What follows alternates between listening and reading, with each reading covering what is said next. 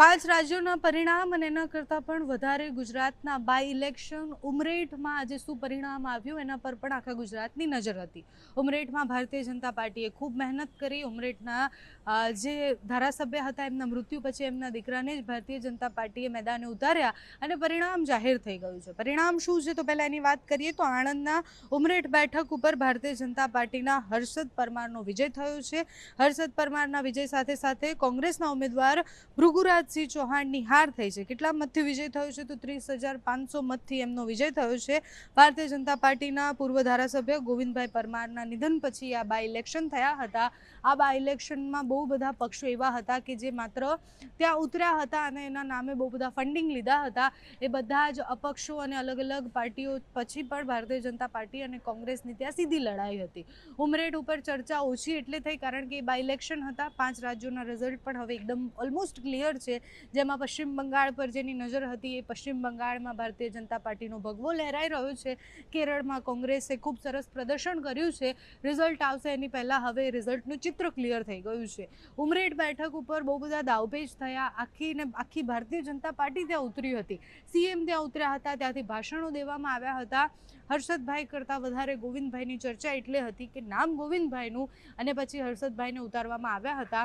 હર્ષદભાઈ ત્યાંથી લડ્યા. એના પછી 30,500 મત એ ખૂબ સરસ રીતના એમનો ત્યાં વિજય થયો છે. એટલે ઉમરેઠમાં ફરી એકવાર ભારતીય જનતા પાર્ટીના ધારાસભ્ય બનવાના છે. આ બાય ઇલેક્શનમાં ઘણા બધા પક્ષો એવા હતા કે જે માત્ર પક્ષના નામ પર ફંડ ઉઘરાવતા હતા. એવા લોકોના પણ પર્દાફાશ થયા હતા. અપક્ષના ઉમેદવારો પણ ઘણા બધા ત્યાં ઉમરેઠ બેઠક પરથી ઉતર્યા હતા. આણંદની ઉમરેઠ બેઠક જેટલી ચર્ચામાં આવી, રિઝલ્ટ પણ એટલા ચર્ચાસ્પદ જ રહ્યા હતા.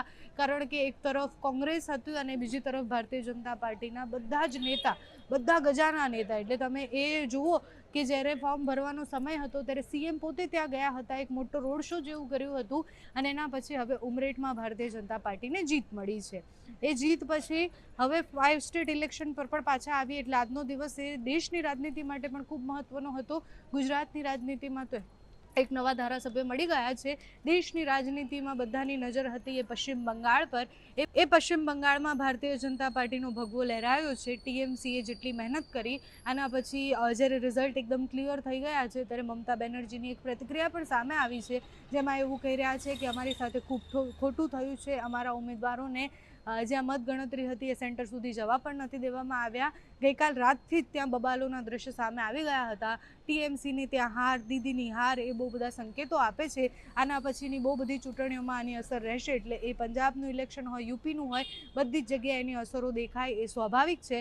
અત્યારે તો 5 સ્ટેટ ઇલેક્શન પર બધાની નજર છે. પશ્ચિમ બંગાળ અને કેરળનું ચિત્ર એકદમ ક્લિયર છે.